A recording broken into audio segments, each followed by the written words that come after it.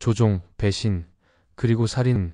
오늘 우리는 성경에서 가장 악명 높은 여성들의 이야기를 파헤칩니다. 그녀들이 저지른 죄악과 그 역사적 배경까지 모두 드러낼 예정입니다. 이 주제가 흥미롭다면 이 영상에 좋아요를 눌러주시고 채널을 구독해주세요. 더 많은 분들에게 이 이야기를 전할 수 있도록 도와주세요. 성경에서 세 번째로 악명 높은 여성은 바로 헤로디아입니다. 그녀의 죄악을 살펴보기 전에 먼저 세례 요한에게 무슨 일이 있었는지 이해하는 것이 중요합니다. 세례 요한은 대담하고 카리스마 있는 선지자로 요단강 근처에서 죄를 꾸짖고 회개를 촉구하며 설교하기 시작했습니다. 그는 그 강력한 메시지와 광야에서의 헌신적인 삶 덕분에 많은 이들의 추종을 받았습니다.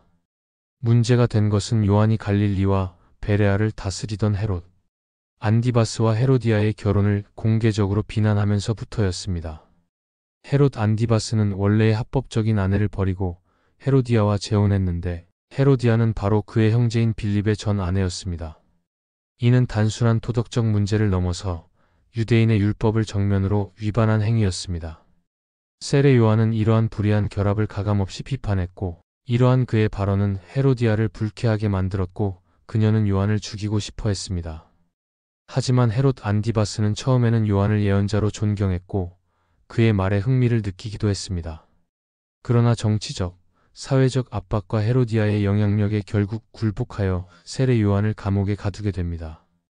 감옥에 갇힌 세례 요한은 시련 속에서도 자신의 신념을 지키며 신성한 도덕성과 인간의 야망 간의 충돌을 상징하는 인물로 남게 됩니다. 하지만 헤로디아는 요한이 감옥에 있는 것으로는 만족하지 않았고 그를 완전히 없애고 싶어 했습니다. 결정적인 사건은 헤롯 안디바스가 주최한 호화로운 연회에서 벌어졌습니다. 이 자리에서 헤로디아는 딸 보통 살로메로 알려진 에게 유혹적인 춤을 추도록 지시합니다. 그녀의 춤은 헤롯의 마음을 사로잡았고 그는 기분이 좋아진 나머지 원하는 것은 무엇이든 들어주겠다고 약속합니다. 이 기회를 놓치지 않고 살로메는 어머니의 지시에 따라 세례 요한의 머리를 쟁반에 담아달라고 요청합니다. 헤롯은 손님들 앞에서 한 맹세를 어길 수 없었기에 결국 이 요청을 수락하게 되고 세례 요한은 그렇게 참수당하게 됩니다. 그의 죽음은 불의한 권력과의 충돌 끝에 발생한 비극이자 진실을 외친 자의 순교였습니다. 두 번째로 악명 높은 여성은 아달랴입니다. 그녀의 이야기는 유다 왕국의 권력 중심에서 펼쳐집니다. 아달랴는 아합과 이세벨의 딸로 정치적, 종교적 혼란이 극심하던 시대에 태어난 인물입니다. 그녀의 아들 아하시아는 북왕국을 잠시 통치하게 되지만 약 1년 후 아하시아와 이스라엘의 왕 여호람은 예후에게 살해당합니다.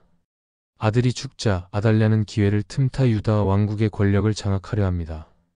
그녀는 기존의 왕위 계승 전통을 무시하고 스스로 권력을 잡는 대담한 선택을 합니다. 아달랴는 다윗의 왕조를 자신의 권력을 위협하는 존재로 간주했습니다.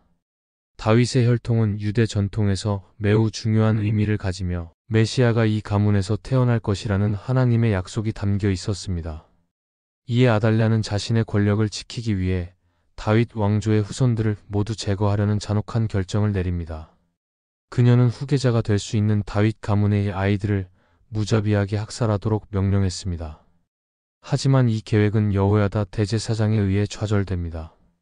그는 유일하게 살아남은 다윗의 후손 요아스를 성전 안에 숨겨 지켜냈습니다. 이 용기 있는 행동은 다윗 왕조의 계보를 지켜내는 결정적인 역할을 하게 됩니다. 세월이 흘러 요아스가 왕위에 오를 나이가 되자 여호야다는 공개적으로 그를 왕으로 세우는 계획을 세웁니다. 유다 백성들은 이에 열광하며 반란이 일어나고 아달랴는 이를 눈치채고 옷을 찢으며 반역이다, 반역이다 라고 외칩니다. 하지만 백성들은 여호야다와 요아스를 지지하였고 아달랴의 외침에 현혹되지 않았습니다. 결국 요아스는 왕으로 즉위하고 아달랴는 성전 밖에서 붙잡혀 왕궁으로 끌려가 처형당합니다. 열왕기하 11장 16절은 아달랴의 죽음을 기록하며 음모와 폭력으로 가득했던 그녀의 통치에 종지부를 찍습니다. 마지막으로 성경에서 가장 악명 높은 여성 이세벨이 1위를 차지합니다. 이세벨은 페니키아의 공주로 이스라엘 왕 아합과 결혼하면서 정치적 동맹을 맺습니다. 하지만 그녀의 영향력은 단순한 결혼을 넘어 이스라엘 전역에 강력한 파장을 불러일으켰습니다. 이세벨은 바알 신앙의 강력한 옹호자였습니다. 그녀는 바알을 위한 제단과 신전을 짓도록 장려했고 이방 신의 숭배를 이스라엘에 퍼뜨렸습니다. 그녀는 이스라엘 백성을 전통적인 하나님 신앙에서 멀어지게 만들었습니다. 그녀는 부패와 조종, 잔인함의 상징과 같은 인물로 외래신을 끌어들여 이스라엘의 타락을 초래했습니다. 그녀의 영향력은 단순한 정치적 문제를 넘어서 영적 타락과 배도의 상징으로 성경 전반에 걸쳐 깊이 각인되어 있습니다. 하지만 이세벨의 악행은 단지 우상 숭배에 그치지 않았습니다. 그녀는 자신의 신앙에 반대하는 이들에게 잔혹하게 보복했습니다. 여호와의 여러 선지자들을 처형하라고 명령했고 그들 중에는 그녀의 분노를 산 선지자 엘리야도 포함되어 있었습니다. 엘리야는 그녀의 극심한 박해를 받았고 생명이 위협받기도 했습니다. 뿐만 아니라 그녀는 국가 권력을 사적으로 남용해 바알 선지자 수백 명을 부양하고 그들의 활동을 지원했습니다. 국고를 동원해 이방 종교를 확산시키는 데 이용했던 것입니다. 이세벨의 악행을 보여주는 대표적인 성경 구절은 나봇이라는 의로운 사람의 이야기입니다. 그는 왕궁 옆에 포도원을 소유하고 있었는데 아합 왕이 그 땅을 사려 했습니다.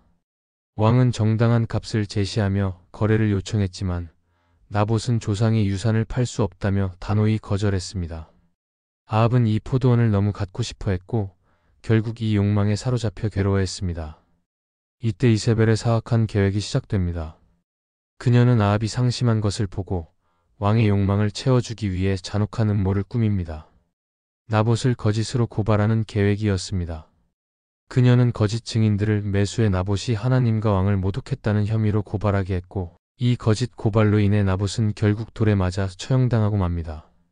이 악랄한 계략은 이세벨이 얼마나 잔혹하고 타락한 여인이었는지를 여실히 보여줍니다. 또한 그녀뿐만 아니라 아합과 그녀의 통치 전반에 만연한 도덕적 부패를 드러내는 사건이기도 했습니다. 하지만 하나님의 정의는 결코 지연되지 않았습니다. 선지자 엘리야는 아합과 이세벨 앞에 서서 나봇의 죽음에 대한 하나님의 심판을 선언합니다. 그는 이렇게 말했습니다. 이세벨의 피를 개들이 이스라엘 성읍에서 하게 될 것이다. 결국 이세벨의 최후는 그녀의 삶만큼이나 극적이었습니다. 아합이 죽은 후 그의 아들 예후가 왕위를 계승하게 됩니다. 그는 하나님의 명령을 받고 이세벨과 맞섭니다. 이세벨은 마지막 순간까지 교활한 매력으로 예후를 유혹하려 했지만 하나님의 정의가 끝내 승리합니다. 결국 이세벨은 왕의 명을 받은 신하에 의해 창문 밖으로 던져지며 죽음을 맞이하게 되고 그녀의 시신은 개들에게 먹히는 비참한 최후를 맞이합니다. 이는 엘리야가 선포했던 예언 그대로였습니다. 오늘 이야기가 흥미로우셨다면 여러분이 어느 도시에서 이 영상을 시청하고 계신지 댓글로 알려주세요. 채널 구독도 꼭 부탁드립니다. 감사드리며 하나님 안에서 평안하시길 바랍니다. 사랑과 축복을 전합니다.